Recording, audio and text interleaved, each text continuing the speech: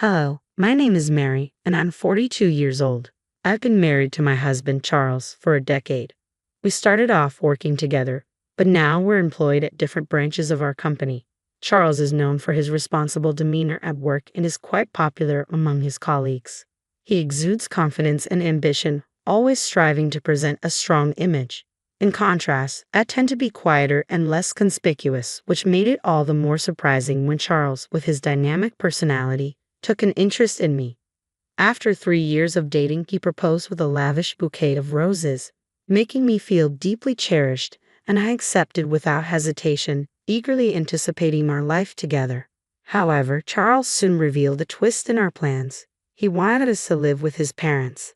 Though hesitant, he convinced me that his parents were welcoming and excited about the arrangement. Reluctantly, I agreed. For the past 8 years, I've lived with my in-laws in what was once solely my husband's home, an arrangement I hadn't envisioned for married life.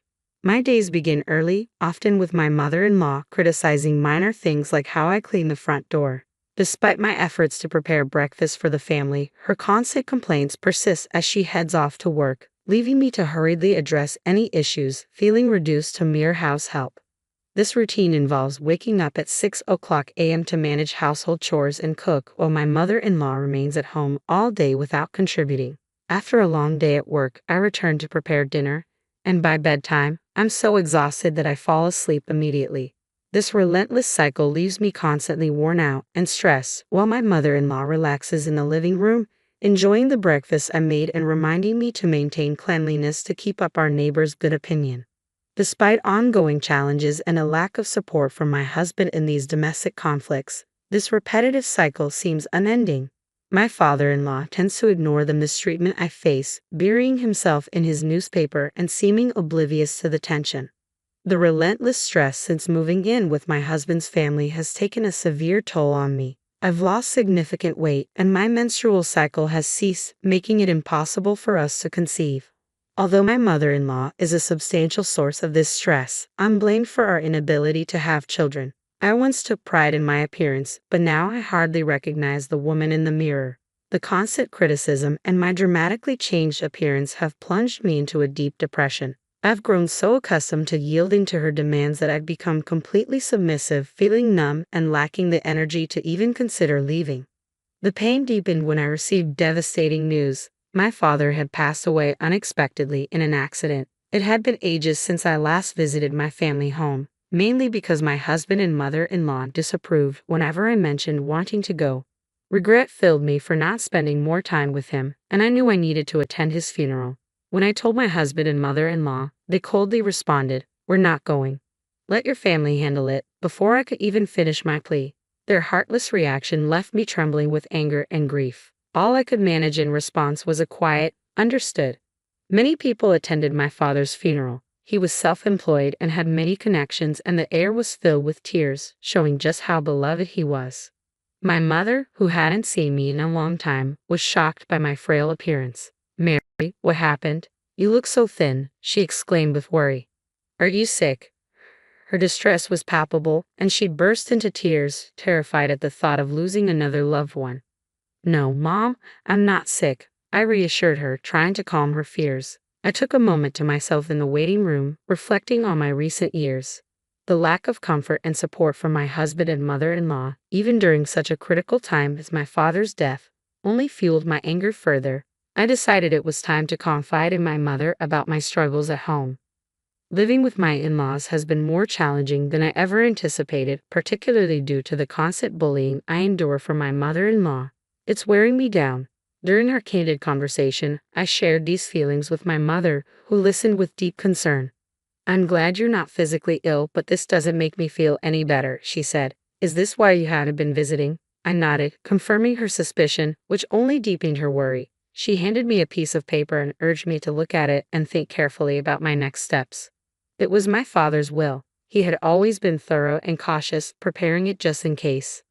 As I read through the document, my heart skipped a beat when I stumbled upon a line mentioning an inheritance of $5 million. The shock of such a large sum momentarily lifted my spirits, sparking a flicker of hope. With this money, I could build my own house and leave my in-laws' place. The thought filled me with a sudden rush of excitement and relief. I continued with my usual household chores, but now my mind was consumed with plans for independence. The house seemed to get messier on the days when I was preoccupied with dreams of freedom, as no one else appeared inclined to pick up the slack. The thought of the $5 million inheritance was a constant distraction, even amidst the tense atmosphere at home. Despite everything, my desire to stay with my husband Charles remained strong. One evening, after his parents had retired for the night and it was just the two of us, I decided it was time for an open conversation. "There's something I need to talk about," I began, breaking the silence. Charles looked at me with an expectant expression. "It's about my father," I continued. "I've come into an inheritance." "Oh, how much?" Charles asked, curiosity evident in his voice. "It's $5 million, I revealed. Charles's eyes widened, a mix of surprise and excitement crossing his face. "He left you that much? That's incredibly generous," he commented before pausing and adding, "We should discuss how we might use this money." I felt a surge of relief at Charles's receptiveness. This was the moment I had been waiting for, to discuss our future and the possibility of moving out from under the oppressive shadow of my in-laws. But before I could voice my ideas about using the inheritance to build our own home, Charles interjected with a shocking suggestion. "We need to transfer that money to my mom's bank account right away," he declared. I was stunned. "Why would we do that? The inheritance is mine. It wouldn't be right to give it to your mom," I said, unable to believe what I was hearing. I responded with a laugh, hoping Charles was just teasing. But his reaction was immediate and fierce. He slammed his hand on the table. "What are you talking about? A wife's money belongs to her mother-in-law," he exclaimed. His words were so outrageous that I struggled to believe he was serious. His stern expression sent a chill through me. "I'm sorry, but I don't understand," I replied, bewildered. All I wanted was to discuss the possibility of building a house for ourselves.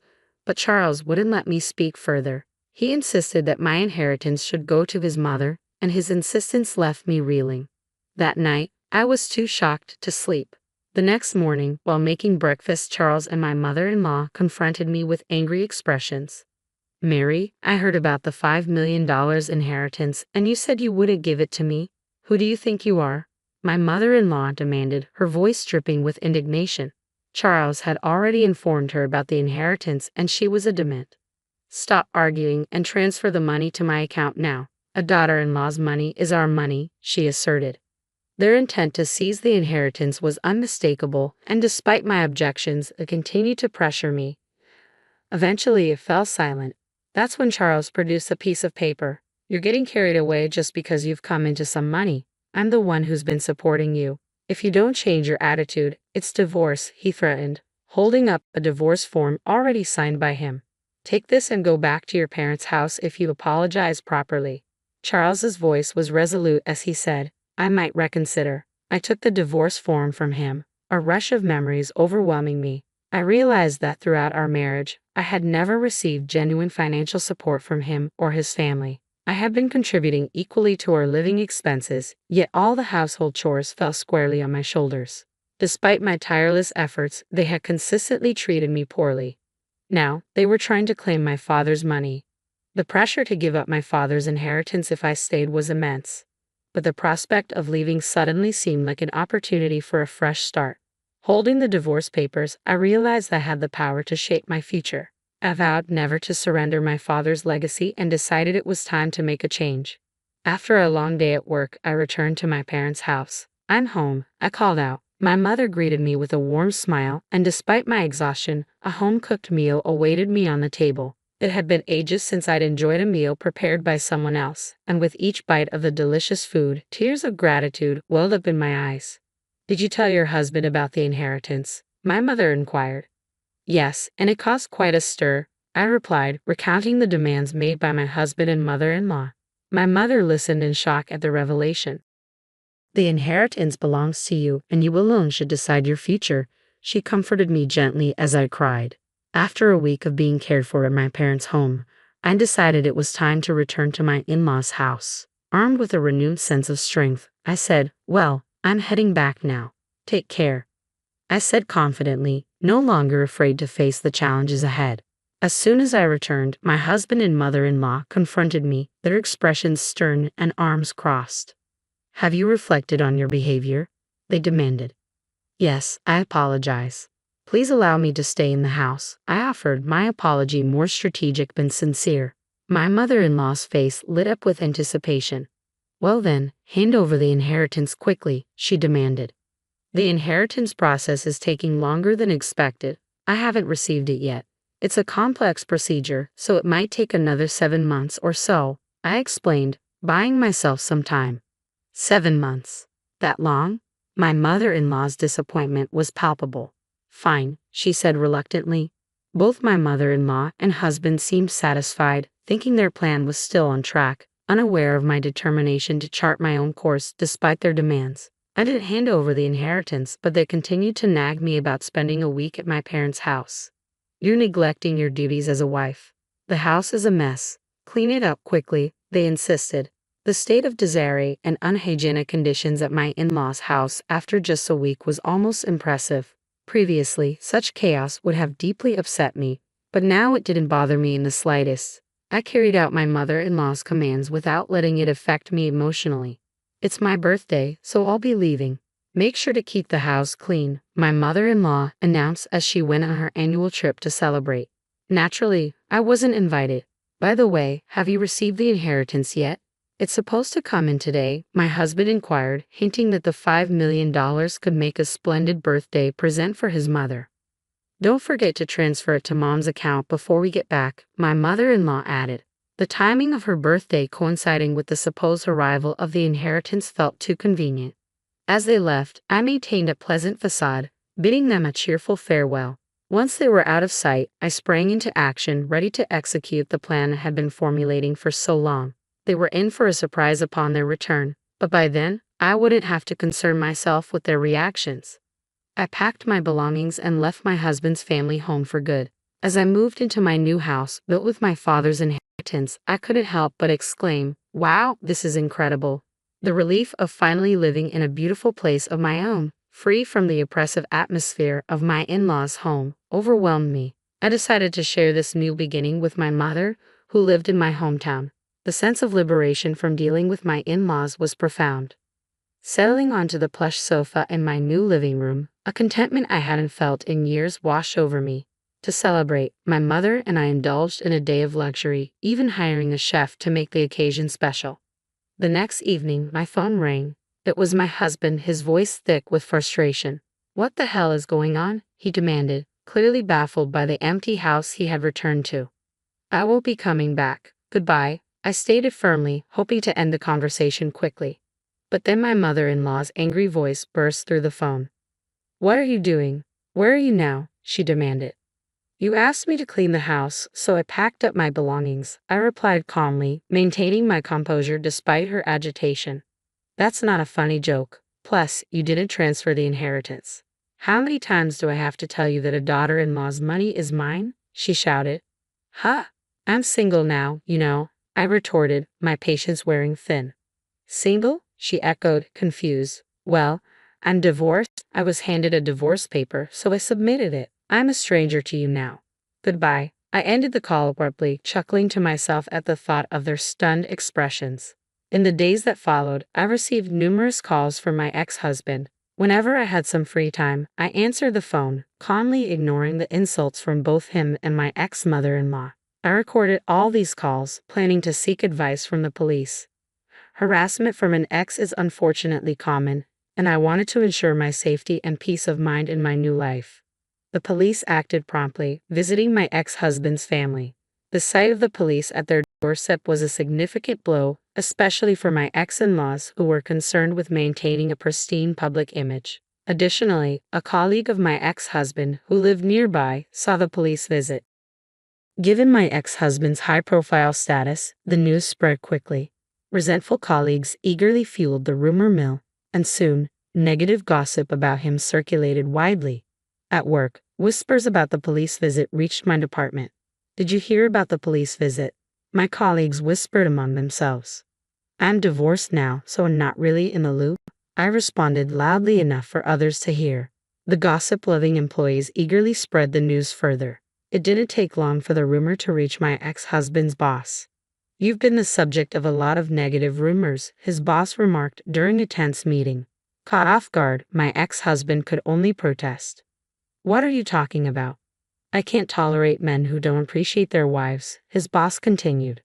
"Furthermore, these damaging rumors could tarnish our company's reputation. Therefore, I've decided to transfer you." The transfer order was severe: a relocation to a branch office in a remote, least productive region, likened by some to a deserted island.